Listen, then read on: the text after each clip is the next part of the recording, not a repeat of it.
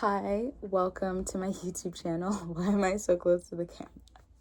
I'm Air, and today we are going to discuss your artistic identity. So, my identity as an artist, I always suffered with what we know as imposter syndrome. And it is because I did not live a life where my identity as an artist was a requirement. It was kind of like a hobby for me. And so it was very difficult for me to introduce myself as an artist because I didn't feel comfortable. I didn't have paintings that I could share. I didn't have music that I could send.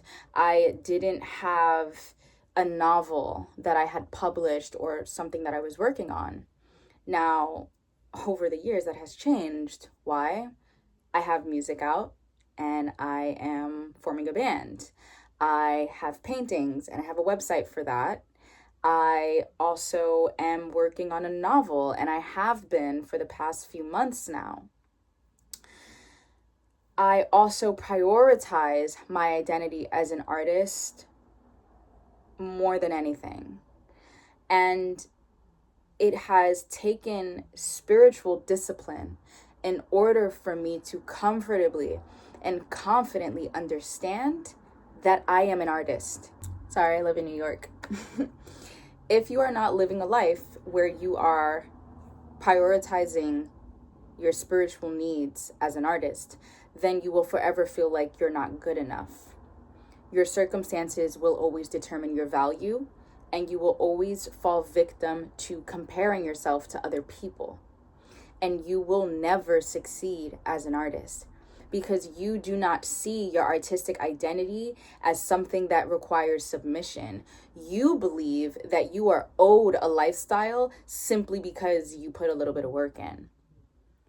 It's not just physical work, but it's spiritual work. Spiritual discipline is needed in order for your artistic identity to take full range over your life. Your artistic identity requires you, the version of you right now, to be completely eradicated. Like, you have to die. So much of yourself has to change. I mean, seriously, everything has to change. That's why it's so difficult. That's why it's so scary. That's why I think we are actually uncomfortable becoming the versions of ourselves we want to become, because we are aware that the things that we pride ourselves on, the things that make us feel comfortable, they might not be good for us if we want to become this version of ourselves as artists, right? And I will give you an example. I am Air. I am Air, the artist. That is who I am. That is who I will always be. I am an artist. I am a creatrix. I create. That is what I do. And I create from a space of deep pleasure and sensuality. That is who I am. My lifestyle has to align with that. What does that mean? Well, for one, I invest in becoming better as an artist, taking creative writing classes. That's number one. Number two, buying books and actually reading them. That is very important. How are you going to be a writer if you do not physically own a book and read? That's not going to work for you. You're not going to grow as a writer. I have a journal that I write in every single day. I journal every single day, and I have for a lot of years. However, at this point in my life, I am very particular about my journal and what I write and what I prioritize in my journal. When it comes to music, I surround myself with musicians, I surround myself with artists, and I listen to the music that I make, and I am constantly songwriting, and I am constantly looking for ways to actually get into the studio and make music.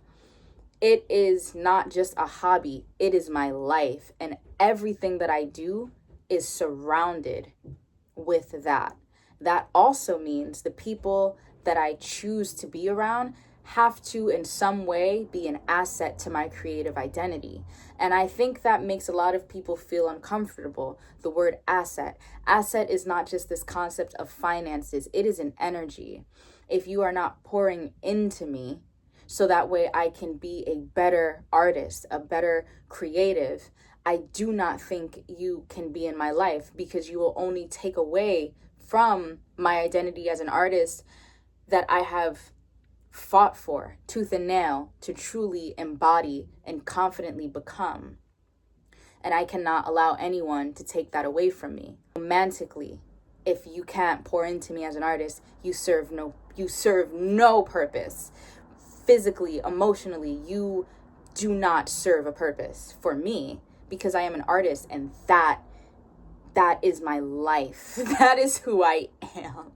That is who I will be. And I have goals that I prioritize. And so everything in my life falls into one category: an asset to my art. And anything that takes me away from that, it cannot be. Your artistic identity requires devotion and submission. Submission is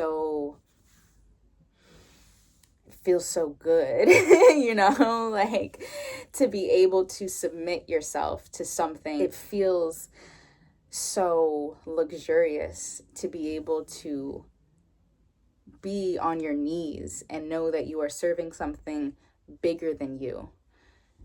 Submission is freedom. Submission is awareness. Submission is pleasure.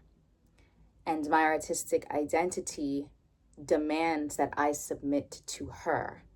I cannot make her submit to me, because I am simply not enough, because I am not where she knows I can be, right? Isn't that the whole